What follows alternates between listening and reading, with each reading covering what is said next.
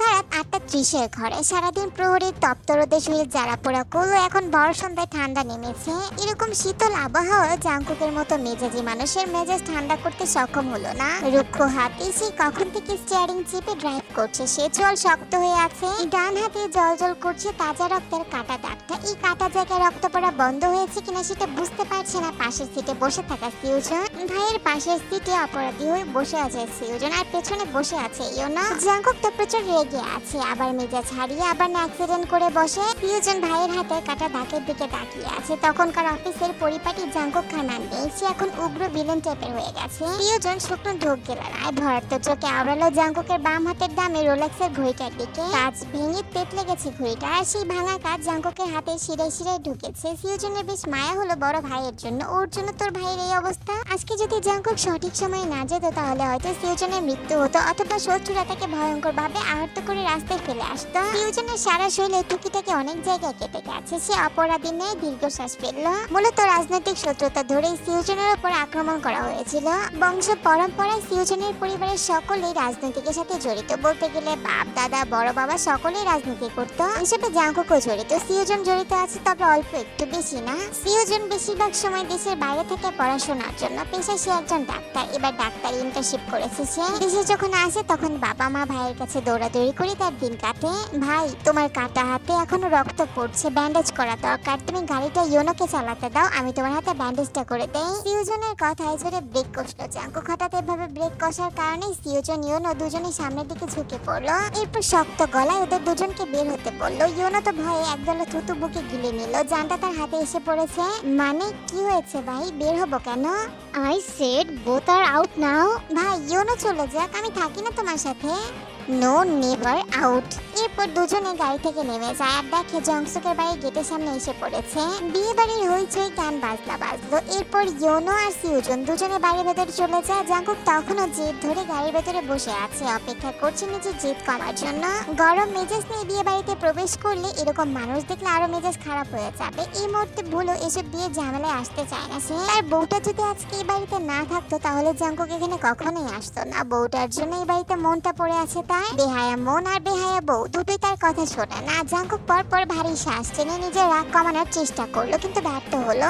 একবার তার মাথা গরম হয়ে গেলে তৎক্ষণাৎ ঠান্ডা হতে অনেক সময় লাগে। জাঙ্কুক সিটে বসে গায়ের ড্রয়ার খুলে এক টুকরো সাদা রুমাল বের করে নিল এবং ডান হাতের কাটা জায়গায় পেঁচালো। রক্ত পড়া বন্ধ হয়েছে কিনা সেটা জানা নেই, তবে এই মুহূর্তে সাদা রুমালে লাল রক্তের দাগ হয়ে গেছে। হাতে সে রোলেক্সের ভাঙা গড়িটা খুলে ফেলে দেয়। এরপর গাড়িটা ঘুরিয়ে রাস্তায় রাখে। এদিকে একটু আপসায় অন্ধকার আছে, মানুষের আনাগোনা কম, সেজন্য জাঙ্কুক গাড়িটা এখানেই দাঁড় করালো। বউয়ের সাথে দেখা করে সে তাড়াতাড়ি এখান থেকে চলে যাবে। জাঙ্কুক দক্ষ হাতে গাড়ির দরজা ঝেলে বের হয়। মেজাজি ভঙ্গিতে ঠাস করে দরজাটা বন্ধ করে দেয়। জাঙ্কুক গাড়ি থেকে নেমে 2 কদম এগিয়ে যায়। 4 কদম ফেলবে তার আগে কেউ ঝড়ের গতিতে পা ফেলে জাঙ্কুকের কোলে উঠে পড়ে, গলা জড়িয়ে ধরে। জাঙ্কুক স্তব্ধ হয়ে যায়। ধরাম করে গাড়ির বন্ধ দরজাতে বাড়ি খেলো। এতটা জোরে সরে খেলো যে জাঙ্কুকের পিঠের ধাক্কায় পুরো গাড়ি সহ নড়ে উঠেছে। জাঙ্কুকের কোলে বসে রইল, গলায় মুখ ডুবিয়ে দিয়ে। রাগান্বিত জাঙ্কুক এক মুহূর্তের জন্য নিজের রাগকে ভুলে যায়। জাঙ্কুকের রুমাল বাঁধা হাতটা অটোমেটিক চলে গেল তের কোমরে। তবদা খেয়ে গেল। কয়েক সেকেন্ড সময় লাগলো তার সাথে কি হচ্ছে এটা বোঝার জন্য। জাঙ্কুকের রাগটা আবারও তীর করে বাড়তে লাগলো। শক্ত হাতে থেকে কোল থেকে নামাতে চাইলে তে মুহূর্তে জাঙ্কুকের হাতটা ঝাড়া দিয়ে সরিয়ে দেয়। ও শব্দ করে নাকচ করে নেয়। তীরে ওঠা জাঙ্কুকের রাগটা আবার পানি হয়ে গেল। ঘর থেকে বেরিয়ে এসে বেকুব বনে গেল জাঙ্কুক। তার বউ যে এরকম অসময়ে বুকে হামলে পড়বে সেটা সে কল্পনাতেও আসেনি। জাঙ্কুকের পিঠ শিরশির করছে ব্যথায়। গাড়ির বন্ধ দরজার সাথে বাড়ি খেয়েছে ভালোই জোরে। সেই পিঠ ব্যথা নিয়ে থেকে শক্ত করে জড়িয়ে ধরে রেখেছে। এই প্রথম জাঙ্কুকের থেকে জড়িয়ে ধরা, তাও আবার এতটা কাছ থেকে। দুজনকে প্রথমবার আলিঙ্গন করলো। জাঙ্কুক তের কোমর চেপে একটু উপরে তুললো। কোল থেকে পড়ে যাওয়ার ভয়ে তে আরো শক্ত করে গলা দুটো জড়িয়ে ধরলো। জাঙ্কুকের একটা হাতের কোমরে, অন্য একটা সোজা চলে গেল তের খোপা করা চুলের মুষ্টিতে। জাঙ্কুক তের মুখের উপর ঝুঁকি তার অশান্ত চোখ আওড়াতে থাকলো তের বন্ধ চোখের কম্পিত পাতার দিকে। এরপর দেখলো তের চুল, তারপর নাক, এরপর তের টকটকে লাল কম্পিত ঠোঁটের দিকে। সেই অশান্ত দৃষ্টি পরপর ঘুরে চললো তের থুতনি বেয়ে খালি গলার দিকে। এরপর আরো নিচে নামলো তের তের গায়ের বাসন্তী রঙা শাড়িটা যেন তার গায়ের জন্য তৈরি হয়েছে। শাড়িটা যেন তের শরীরে জলজল করছে। জাঙ্কুক আবারও তের টকটকে লাল ঠোঁটের দিকে তাকিয়ে আছে। জাঙ্কুকের শ্বাস যেমন তের মুখে চোখে উপচে পড়ছে, তেমনি তের শ্বাসও জাঙ্কুকের মুখের উপর অনুভব করলো। জাঙ্কুক হঠাৎ ভীষণ করে নেগেটিভ ফিল করতে লাগলো। বাড়াবাড়ি করে বউকে নিজের সাথে পিছিয়ে ফেলতে মন চাচ্ছে, হয়তো সে সিডিউস হচ্ছে। জাঙ্কুক উত্তেজনা কেমন হয়ে ঠাস করে থেকে ঘুরিয়ে গাড়ির সাথে পিঠ ঠেকালো। দুজন মুখোমুখি হয়ে পড়েছে, দুজনের মুখ খুব কাছাকাছি আছে। তের খোপা থেকে গাঁদা ফুলের মালাটা টেনে ছিঁড়ে ফেলা জাঙ্কুক। হিজাব কই তোর? ব্যথা পেলো, তারপরও মুখে উফ শব্দটুকু বের করলো না। এখনো জাঙ্কুকের গলা শক্ত করে জড়িয়ে ধরে আছে। আপুর হলুদের জন্য পড়া হয়নি? আপুর হলুদের জন্য তোকে কে লাইসেন্স দিয়েছে আমার অবাধ্য হওয়ার? তোকে বলেছিলাম না আমার সস্তা জিনিস পছন্দ না, হিজাব পরিসটি কেন? এই কথা বললো না, বরং চোখ বন্ধ করে সেভাবেই পড়ে রইলো জাঙ্কুকের সাথে মিশে। জাঙ্কুকের শরীরে কম্পনগুলো অনুভব করতে পারলো। কোলে চড়েছিস কেন? আমি যদি কিছু করে দেই তাহলে কাঁদবি? তীব্র লজ্জায় মুখটা জাঙ্কুকের গলায় লুকালো। আমি নেগেটিভ ফিল করছি। বলতে বলতে জাঙ্কুক দু হাতে থেকে জড়িয়ে ধরলো ঘনিষ্ঠ হওয়ার জন্য। হতেও চেয়েছিল, কিন্তু এরই মধ্যে কোত্থেকে যেন ঘনিয়ে চলে আসে জাঙ্কুকের নাম ধরে ডাকতে ডাকতে। তের হোশ ফিরে আসে, জাঙ্কুকের কোল থেকে লাফ দিয়ে নেমে পালাতে যায়, কিন্তু জাঙ্কুক ক্ষিপ্ত হয়ে তাকে ধরে ফেলে। কোথাও যাবা না তুমি, আমার মন ভরেনি তো, কাছে আসো। প্লিজ ছাড়ুন দাদাভাই, এদিকে আসছে প্লিজ। না আসুক গে, ছাড়া যাবে না। ঘনিয়েকে কাছে আসতে দেখি তে জাঙ্কুককে ধাক্কা দেয় আর দৌড়ে সেখান থেকে পালিয়ে যায়। জাঙ্কুক ক্ষিপ্ত নয়নে বউয়ের পালিয়ে যাওয়া দেখলো। বউটা ঝড়ের গতিতে এসে জাঙ্কুককে এলোমেলো করে দিল, এরপর হাওয়ার গতিতে পালিয়ে গেল। এর মধ্যে ঘনিয়েও জাঙ্কুকের কাছাকাছি চলে এসেছে। তোমার টাইমিং সেন্স বড্ড খারাপ দাদাভাই, আই জাস্ট হেট দ্যাট। ঘুমিয়ে তো এসেছিল সিওজনের কথা জিজ্ঞাসা করতে, কারা তার উপর আক্রমণ করেছে, কিন্তু হঠাৎই জাঙ্কুক কেন তার টাইমিং সেন্স নিয়ে কথা বললো সেটাই সে বুঝতে পারলো না। আমার টাইমিং সেন্স খারাপ মানে কি করেছি আমি? অনেক কিছু করেছো, আমার পার্সোনাল মোমেন্টে বাগড়া দিয়েছো। ইউ ডিস্টার্ব মি দাদাভাই। তোর আবার কিসের পার্সোনাল মোমেন্ট? এমন ভাবে বলছিস যেন বউয়ের সাথে ছিলিস। হ্যাঁ ছিলাম তো, বউয়ের সাথেই ছিলাম। কি হ্যাঁ, তোর বউ কোত্থেকে আসবে? আমাকে মুরগি বানাস? তোমার বউ কোত্থেকে আসলো? আমি তো বিয়ে করেছি। তাহলে আমিও বিয়ে করেছি। ইস, তোর কি মনে হয় তুই আমাকে এত সহজে মুরগি বানাতে পারবি? পারবি না। আমার চুল কি এমনি এমনি পেকেছে নাকি বেশ কটূক্তি করতে করতে পেকেছে? তোমার বুদ্ধির লেভেল সত্যি অসাধারণ দাদা ভাই, প্রশংসা তো করতেই হয়। সেজন্য তোমাকে আগে থেকে মুরগি বানাতে হবে না, তুমি তো আগে থেকে মোরগ হয়ে বসে আছো। জাঙ্কুকের খোঁচা মারা কথায় থতবত খেয়ে যায় ঘনিও।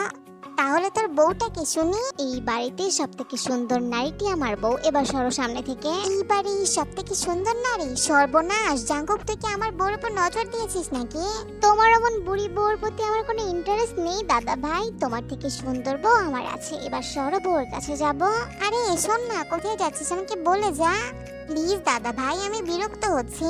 এই বলে জাঙ্কুক সত্যি সত্যি ঘঙ্গিয়াকে পাশ কাটিয়ে সেখান থেকে চলে গেল। ঘঙ্গিও কয়েকদিন যাবত খেয়াল করেছে জাঙ্কুক শুধু বউ বউ করছে কথায় কথায়, কিন্তু জাঙ্কুকের মতো ঠেডা মানুষ গোপনে বিয়ে করেছে এটাও তো বিশ্বাসযোগ্য না। ঘঙ্গিও মনে মনে ভাবলো একবার লিসাকে জিজ্ঞাসা করে দেখবে দুজনে কি সত্যি সত্যি বিয়ে করেছে কিনা।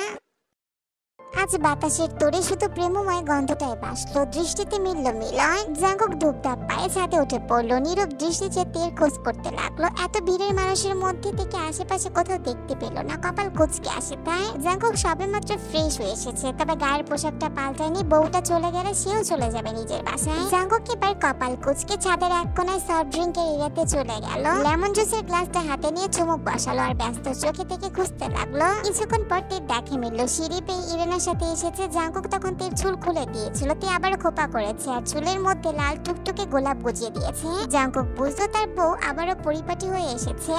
জাঙ্কুকের নিভে যাওয়া খিদেটা আবারও জাগলো বউকে কাছে পাওয়ার জন্য। হাতের লেমন জুসের গ্লাসটা চুমুক দিল আর তীর দিকে শান্ত চোখে তাকিয়ে রইল। তাকাতেই মুহূর্তেই দুজনের চোখাচোখি হয়ে যায়। লজ্জায় মাথা নুইয়ে নাই। নিজের শাড়ি আঁচলে আঙুল পেঁচাতে পেঁচাতে ইরেনার পেছন পেছন গেল। এরপর জাঙ্কুকের দিকে তাকাতেই পুনরায় জাঙ্কুকের শান্ত চোখের সাথে তার চোখাচোখি হয়ে যায়। এরপর থেকে তে আর জাঙ্কুককে সরাসরি দেখলো না, বারবার চোখাচোখি হচ্ছে। এরপর থেকে সে আর চোখে দেখতে লাগলো। ইরেনা দাঁড়িয়ে যায়। তে এতক্ষণ অন্যমনস্ক হয়ে হাঁটার জন্য জন্য ইরেনা যে দাঁড়িয়ে গেছে ব্যাপারটা সে লক্ষ্য করলো না। হঠাৎই আকস্মিক ধাক্কা খায় ইরেনার পিঠের সাথে, এক হাতে নাক ঘষতে শুরু করে। কি রে বোন, দিনে দুপুরে প্রতিবন্ধীদের মতো ধাক্কা খাচ্ছিস কেন? কি সমস্যা? আর পিছন পিছন কি করছিস? আমার সাথে সাথে চল। এরপর ইরেনা তেকিনি স্টেজের এক কোনায় দাঁড়িয়ে পড়লো। একে একে ছেলেমেয়েরা নাচ করছে, সবাই হাততালি দিচ্ছে, হইচই করছে। তো সেদিকে ভীষণ অমনোযোগী। তার মনোযোগ হলো এই মুহূর্তে ছাদের অপর কোনায় দাঁড়িয়ে থাকা জাঙ্কুকের দিকে। জাঙ্কুকের রসিমা একই অবস্থা, হাতে থাকা গ্লাসটা চুমুক দিচ্ছে আর শান্ত দৃষ্টিতে দেখছে। যতবার জাঙ্কুকের দিকে চোখ তুলে তাকাচ্ছে ততবারই দৃষ্টির মিলন করছে। লজ্জা পাচ্ছে। এদিকে সুগা সবে মাত্র ছাদে এসেছে জিমিনের খোঁজে। এতক্ষণ তো চিয়োজনা ইয়োনোর ব্যান্ডেজ করছিল। তার সাথে দেখা করার কথা ছিল সন্ধ্যাবেলা, কিন্তু অথচ রাত 9টা বেজে গেছে, এখন পর্যন্ত দেখা করতে পারেনি। সুগা ছাদে আসার আগে দেখলো জিওব ড্রাইভারকে গাড়ি বের করতে বলছে, তার মানে ওরা চলে যাবে। চলে যাওয়ার আগে যেভাবেই হোক সুগার জিমিনের সাথে দেখা করতেই হবে। হঠাৎই সুগার চোখ যায় তীর দিকে। তি অকারণে হাসছে আর লজ্জায় সিটিয়ে যাচ্ছে। সুগা তীর লজ্জা মিটিমিটি হাসি সুর ধরে চট করে বুঝে গেল আজ প্রকৃতিতে প্রেমের লক্ষণ। কিন্তু তীর তো প্রেম ভাবসাব কার সাথে? জাঙ্কুক কি জানে তার বউ অন্য কারো প্রেমে পড়েছে? সুগা তীর দৃষ্টিকে অনুসরণ করে ছাদের অন্য দিকে তাকায়, দেখে জাঙ্কুক লেমন জুস খাচ্ছে। সুগা মুহূর্তেই হেসে ফেললো। আগুন দুই দিক দিকে লেগে পড়েছে। এবার একটু আগুনে কেরোসিন ঢেলে আগুনটা না হয় বাড়িয়ে দেখ। সুগা স্টেজের দিকে না গিয়ে সোজা জাঙ্কুকের কাছে চলে গেল। কি রে ভাই, যেভাবে তাকিয়েছিস বউর দিকে মনে হচ্ছে চোখ দিয়ে তাকে প্রেগনেন্ট করে ফেলবি। কোন নজর দিস না, চোখ সরা। জাঙ্কুক অনেকটা বিরক্তি নিয়ে সুগার দিকে এক পলক তাকায়, এরপর আবারও তের দিকে ঘুরে তাকায়। কি রে, তে কি তোদের সম্পর্কে সবটা জেনে গেছে? আমি বুঝতে পারছি না, তবে মতিগতি তো ঠিক তেমনটাই লাগছে। তে তোকে কিচ্ছু বলেনি? কিছু না জেনে শুনে তোর সাথে প্রেম করছে ও? কি আমরা প্রেম করছি? হ্যাঁ, তোদের দুজনের মতিগতি দেখে আমার তাই মনে হচ্ছে। এই মুহূর্তে তোদের দুজনকে যে কেউ দেখলে বলবে তোদের মধ্যে গভীর প্রেম টেমের সম্পর্ক আছে। হ্যাঁ কি? হ্যাঁ, তোরা কি সত্যি রিলেশনশিপে আছিস জাঙ্কুক? আমি অত কিছু বলতে পারছি না, সব ম্যাডাম জানে। ম্যাডামকে গিয়ে জিজ্ঞাসা কর না সে আমার সাথে রিলেশনশিপে আছে কিনা। জাঙ্কুকের ঘোরালো পেছালো কথা সুগা বুঝতে পারলো না জাঙ্কুক নিজের সম্পর্কে থেকে কিছু বলেনি নাকি। সুগা ভাবছে জাঙ্কুক যদি জানে তি তার স্বামীকে চিনতে পেরেছে তাহলে জাঙ্কুক কি করবে। ওদিকে লিসা আর জাঙ্কুকের বিয়ের কথাও তো চলছে। নিচ থেকে সুগা শুনে এসেছে জংসুকের বিয়েটা শেষ হলে জাঙ্কুকের দাদি জাঙ্কুক আর লিসার বিয়েটা নিজ হাতে দেবে। আচ্ছা জাঙ্কুক, যদি জানতে পারিস তে তোকে চিনতে পেরেছে তাহলে কি করবি তুই? কি করব মানে? সংসার করব। মানে তুই সংসার করবি? যদি তে তোকে না মানে, তোর সাথে সম্পর্ক ভাঙতে চায়, তাহলে কি করবি? রাতের শেষ প্রহর, ভোর 4টার দিক ধরনীতে আজান পড়েছে। মাত্র আয়ুর গায়ে হলুদের অনুষ্ঠান শেষ করে মেয়েরা গাদাগাদি করে শুয়ে পড়লো। আজ বিয়ে বলে কথা, বড়দের চোখে কোনো ঘুম নেই। যেহেতু সবাই বাবা চাচারা সবাই বিয়ের কাজ করতে ব্যস্ত। প্রতিটা রুমে সবাই গাদাগাদি করে শুয়ে আছে। তে আর জিমিনের রুমে ওদের দুজন ছাড়া 5 জন সদস্য উপস্থিত আছে। ওরা সবাই তাদের স্কুল ফ্রেন্ড। উপরে নিচে খাটে সব জায়গায় মিলে ঝিলে সবাই শুয়ে পড়লো। জিমিন ক্লান্তিতে আজ আর ফোনের খোঁজ করলো না, বরং অনেকটা অভিমান নিয়ে ফোনে কথা না বলে শুয়ে পড়লো। অভিমান কারণও আছে, হানসুজন বিয়ে বাড়িতে এসেছে, তবে জিমিনের সাথে এখন পর্যন্ত দেখা করেনি। এদিকে তে মাত্র গোসল সেরে মাথায় টাওয়েল পেঁচিয়ে পা টিপে টিপে রুমে আসলো। এরপর ফোনটা নিয়ে বারান্দায় চলে যায়। সেখানে গিয়ে ভেজা চুলগুলো ছেড়ে দেয়, মোড়ায় বসে পড়লো। ফোনের ডায়াল নাম্বার থেকে ফটফট করে জাঙ্কুকের মুখস্থ নাম্বারটা টাইপিং করে কল দিল। এই ভোর 4টার দিকে জাঙ্কুক কি তের ফোন রিসিভ করবে তে জানে না, তারপর কল দিল। ভালো করে জানে এখন জাঙ্কুক ঘুমাচ্ছে, কিন্তু নিজের মনে ছটফটানি থামাতে জাঙ্কুকে কল দিয়ে বসলো। প্রথমবার কলটা রিসিভ না হলেও দ্বিতীয়বার ঠিকই হলো। তে কিছু বলার আগে ওপাশ থেকে মিষ্টি স্বরে একটা মেয়ের কণ্ঠস্বর ভেসে আসলো। হ্যালো, কে বলছেন? আমাকে শুনতে পাচ্ছেন? মেয়েলি কণ্ঠস্বর শুনেতে থমকে যায়, ভ্রু কুঁচকে আসে। এত রাতে জাঙ্কুকের ফোন কার কাছে হতে পারে? আপনি কে বলছেন? আমি লিসা। আপনি কে মিস? লিসার পরিচয় পেয়ে তির বুক ভারী হলো। অজানা কষ্টে কণ্ঠে কথা আটকে আসলো, ঠোঁট কাঁপলো কান্নায়। লিসার সাথে জাঙ্কুকের সম্পর্কের কথাটি অনেকবার শুনেছে, কিন্তু তখন এতটা পাত্তা দেয়নি এই বিষয়ে। তে আজকে খান বাড়িতে জবাব দিয়ে চাইতো জাঙ্কুকের সাথে লিসার বিয়ে হোক, কিন্তু এখন সেই চিন্তা আর করছে না। তার মাথায় যেন আকাশ ভেঙে পড়েছে। তে নিজের স্বামীকে না দেখে এতটা ভালোবেসে ফেলেছে যে সেটা জাঙ্কুক খান হোক অথবা আর কেউ হোক, সে সাদরে গ্রহণ করে নেবে। রাত তো 4টা বাজে। এত রাতে লিসা জাঙ্কুকের রুমে কি করছে? তার মানে কি তারা দুজন একই রুমে আছে? দুজনের মধ্যে এতটাই ডিপ সম্পর্ক হয়ে গেছে। হ্যালো মিস, শুনতে পাচ্ছেন আমাকে? কাকে চাই আপনার? বলছিলাম উনি কোথায়? এই উনিটাকে? ফোনটা যার সে কোথায়? সে তো রুমেই আছে, কিন্তু আপনি কে? ফোনে নামটা সেভ করা আছে আপু, সেখান থেকে দেখে নিন।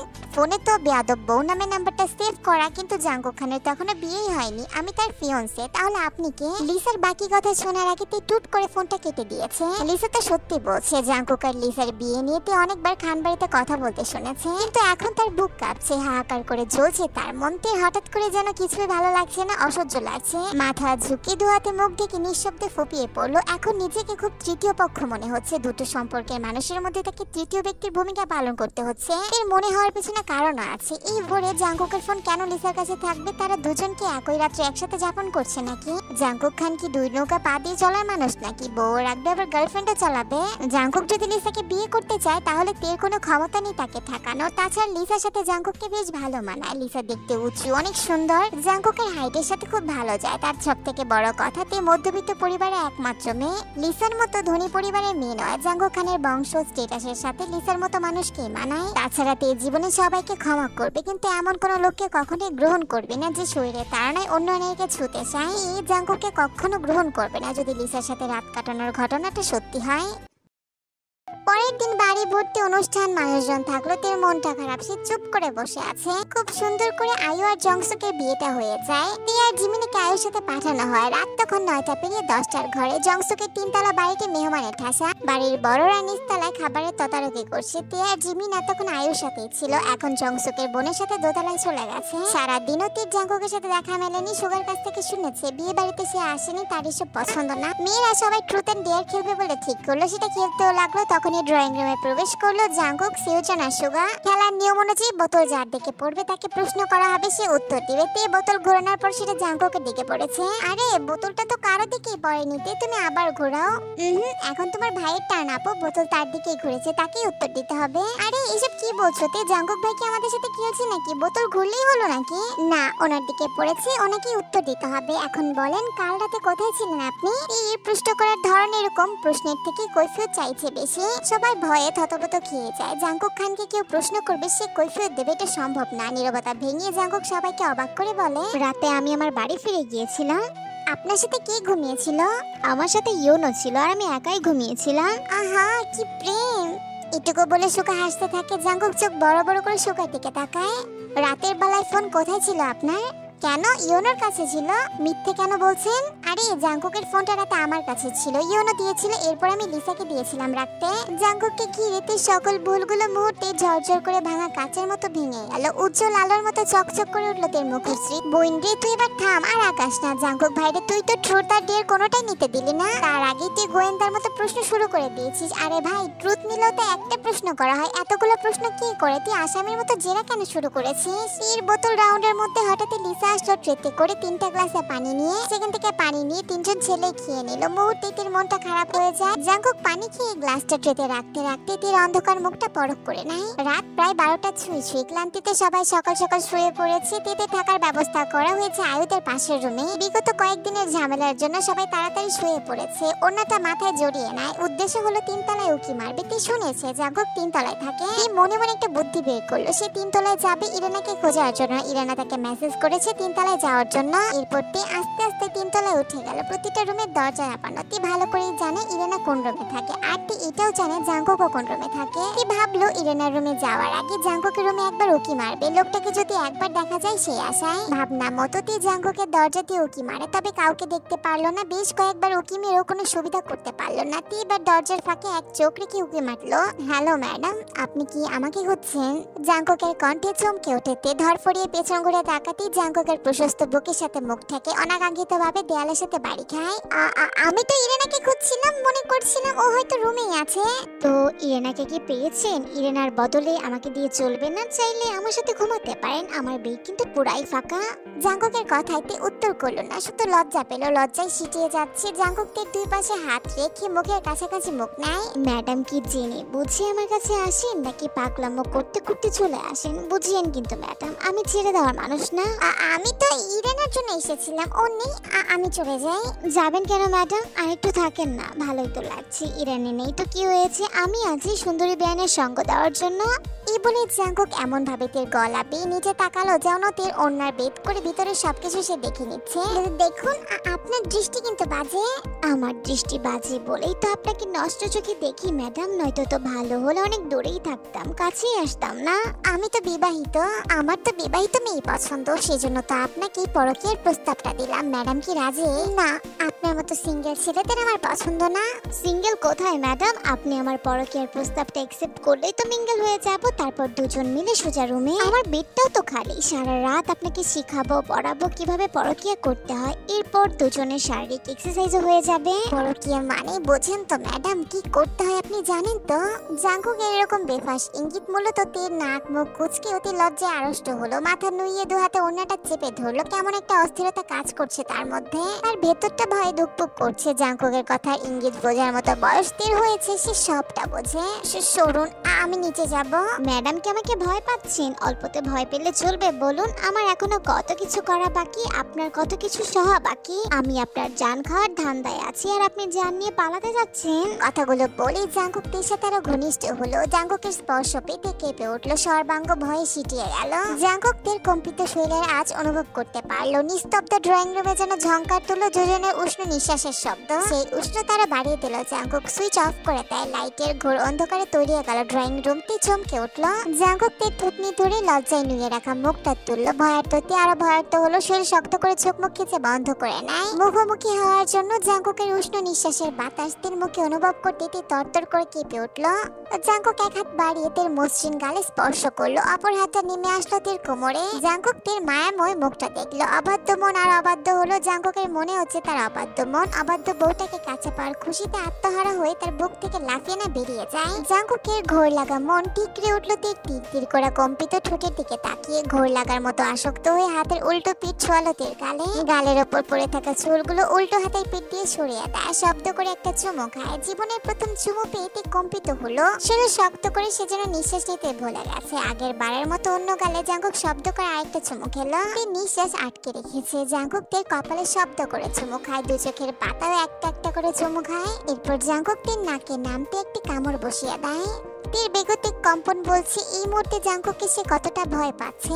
জাঙ্কুক এবার কামড়ে দেওয়া জায়গায় ছোট্ট করে একটা চুমু খায়। এরপর নেমে আসলো তের লাল ঠোঁটে। বিয়েতে দেওয়া তের লাল লিপস্টিক এখনো লেগে আছে ঠোঁটে। জাঙ্কুক সেদিকে আসক্ত চোখে তাকিয়ে আছে। শক্ত হাতে তের গাল চেপে ধরে ঠোঁট চালো। ঠোঁটের সাথে ঠোঁট মিলিয়ে দেবে। তার 4 থেকে 5 সেকেন্ডের মাথায় তে বেহুশ হয়ে ঢলে পড়লো জাঙ্কুকে। দীর্ঘ সময় নিঃশ্বাস আটকে রাখার জন্য সে জ্ঞান হারিয়ে ফেলেছে। জাঙ্কুক তের দুবাহু টেনে বুকের সাথে মিশিয়ে নিল।